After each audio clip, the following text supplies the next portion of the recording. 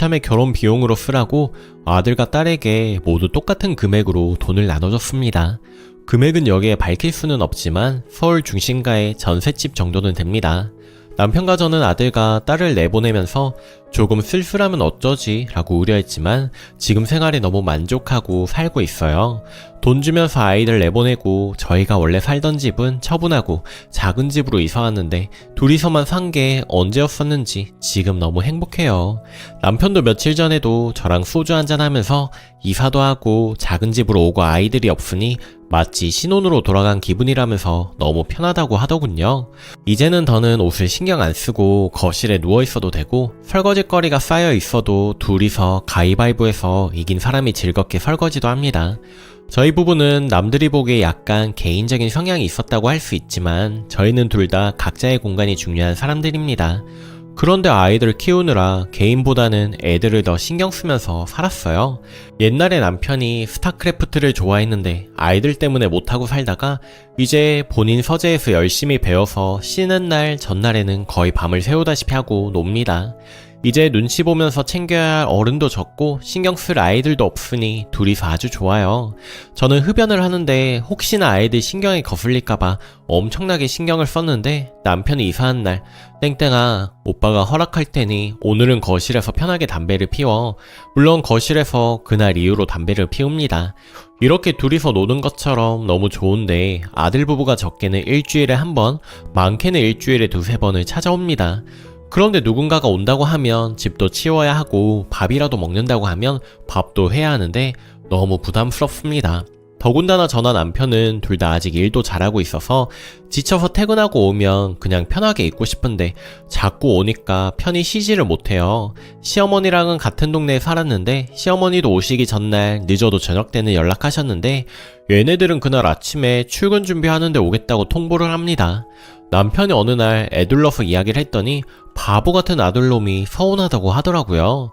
저희 부부가 아들놈이 이렇게 해도 한동안 그냥 받아줬던 이유는 저희 부부가 처음에는 결혼에 대해 조금 반대를 했어요. 저희 딴에는 며느리의 부족함보다 아들이 준비가 덜 된 것 같고 며느리도 벌써 결혼하기에 조금 어리다고 생각을 했기 때문입니다. 저는 대학을 졸업하고 얼마 있다가 임신으로 바로 결혼을 했는데 남편이 5살 연상이었어요.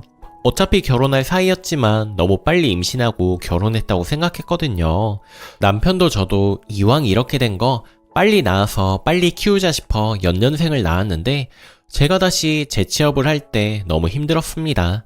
지금 생각해보면 운도 꽤 따랐다고 생각을 해요. 다행히 제가 취업을 할 때쯤에는 남편도 돈을 잘 벌게 되어서 남편과 저, 보모, 시어머니, 친정어머니가 돌아가면서 아이들을 봐주게 되어 지금은 저도 작지만 안정적으로 사업을 하고 있고요.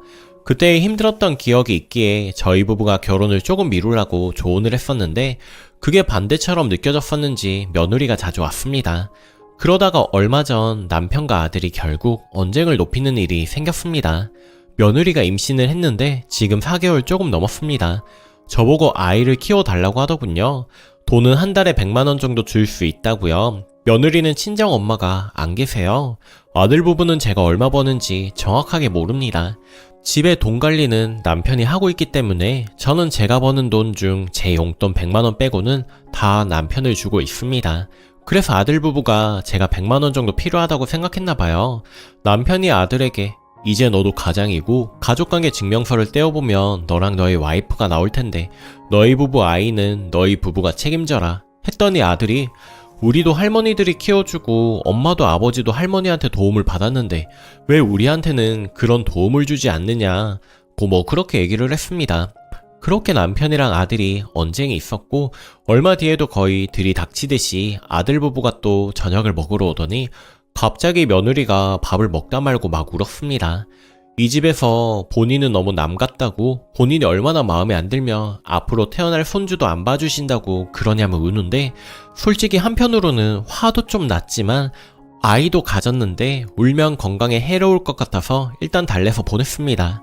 아들이 남편한테 며칠 전에 따로 만나자고 해서 나갔더니 아들이 돌려서 얘기를 했지만 결론은 손주를 봐주던가 아님 베이비시터 비용을 지원해 달라는 내용이었다고 합니다. 남편이 저한테는 웃으면서 아들한테는 내 마누라는 내가 지키고 네 마누라는 네가 지켜라 라고 했다고 하면서 내 마누라는 내가 잘 지킬 테니 걱정 말고 오빠만 믿어. 그러면서 술 취해서 잠이 드는데 남편도 엄청나게 속상했나 봅니다. 보통 취해서 잠들 정도까지 술을 마시는 건 속상할 때만 있는 일이거든요.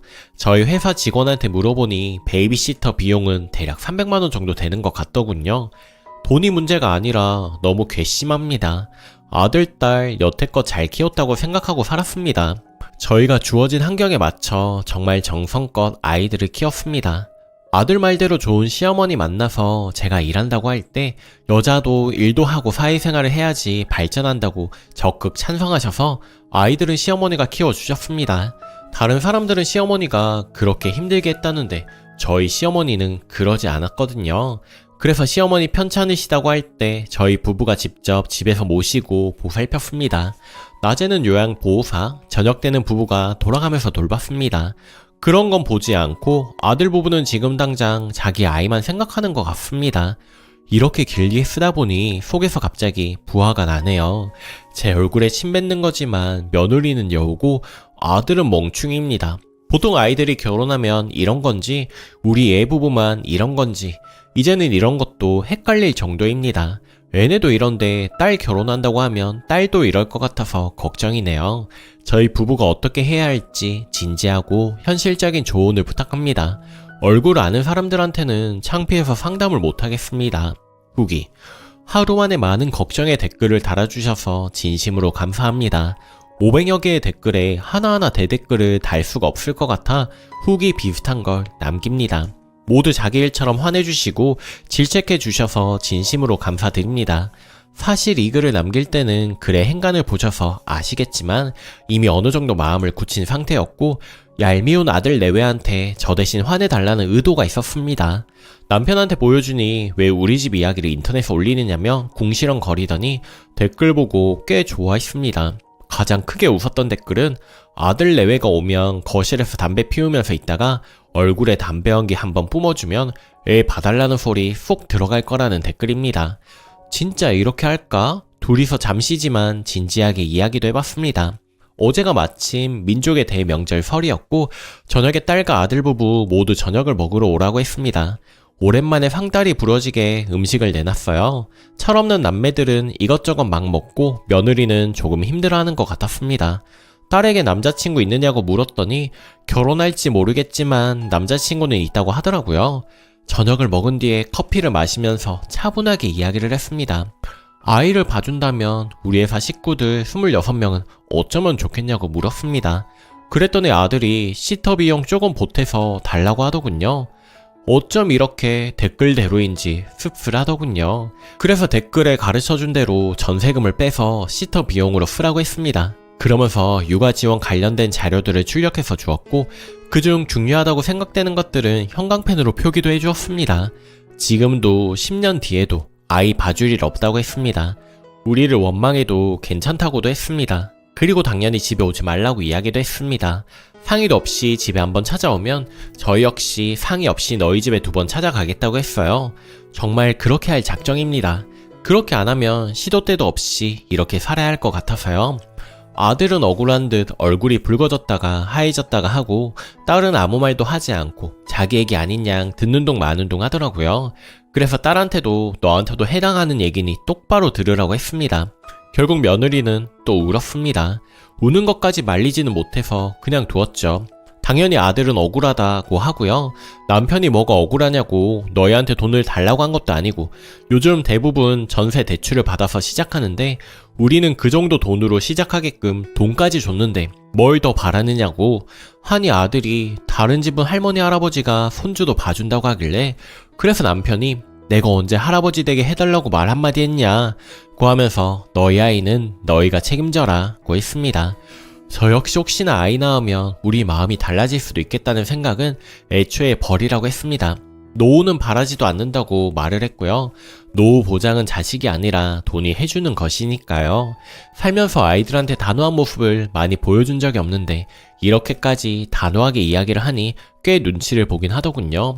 아들이 중간에 말을 끊으려고 하길래 말 끊지 말라고도 하고요. 애들 아빠도 그렇고 저도 그렇고 규모가 크진 않아도 사업하는 사람들입니다. 그래도 여기까지 유지하기까지 얼마나 많은 사람을 만나고 살았겠습니까? 아이들 머리 굴리는 소리는 얼굴을 보지 않아도 들립니다. 많은 댓글로 말씀해 주셨지만 맞습니다.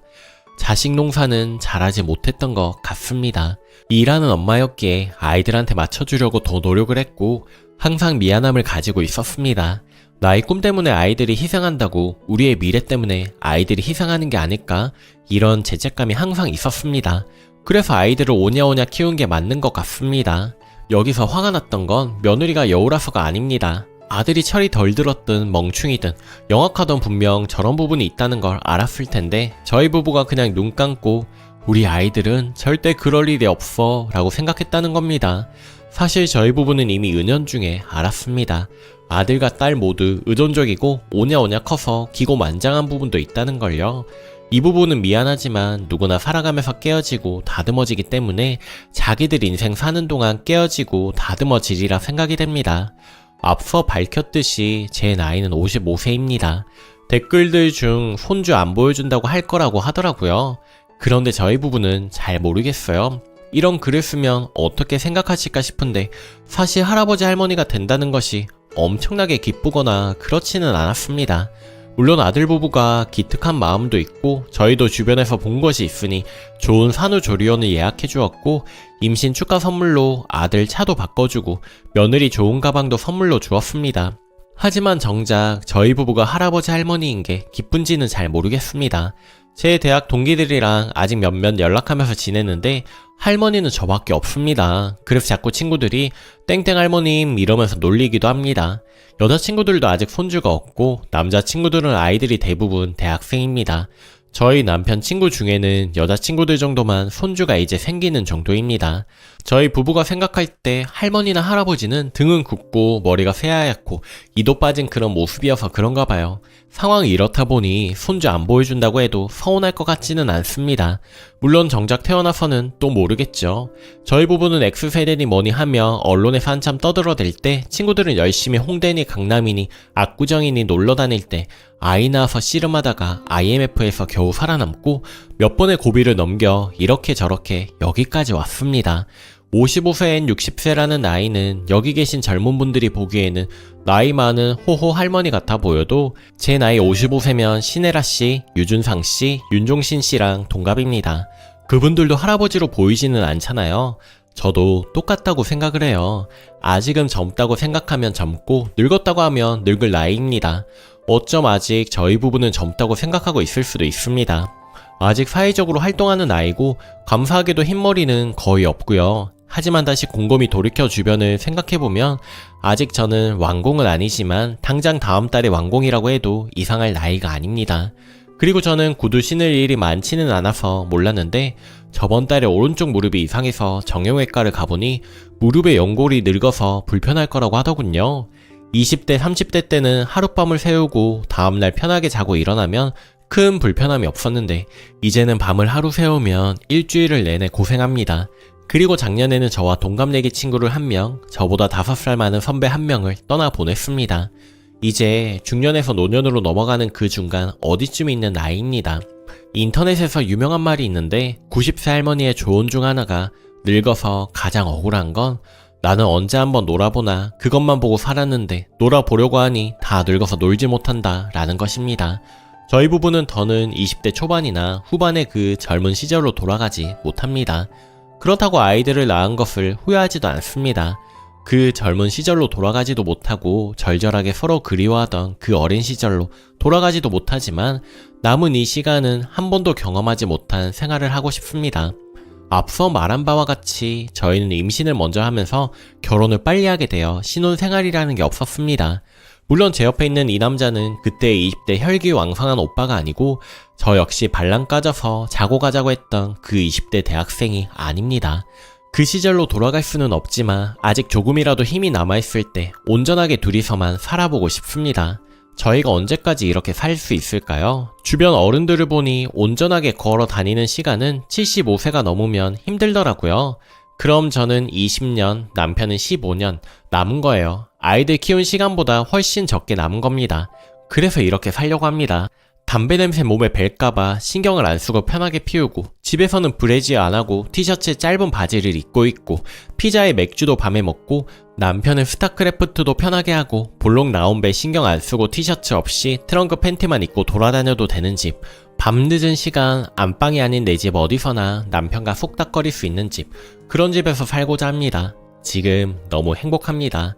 여러분들의 의견을 들어 아이들에게는 단호하게 얘기를 했고 이 글도 보내주려고 합니다.